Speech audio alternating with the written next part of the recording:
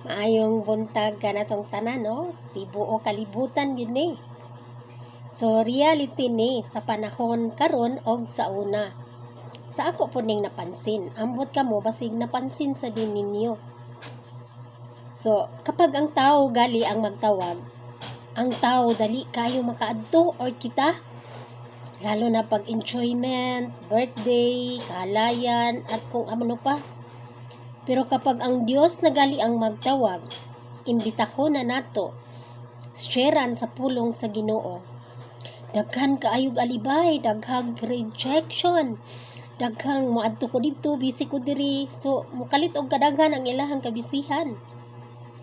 Pero hinumduman nato, no, nga nakasulat sa Mateo chapter 7 verse 21 nga dili tanang nagtawag kanako Ginoo Ginoo makasulod sa gingharian sa langit, kundi kadto lamang nagatuman ayon sa kabubuton sa akong amahan nga anaa sa langit.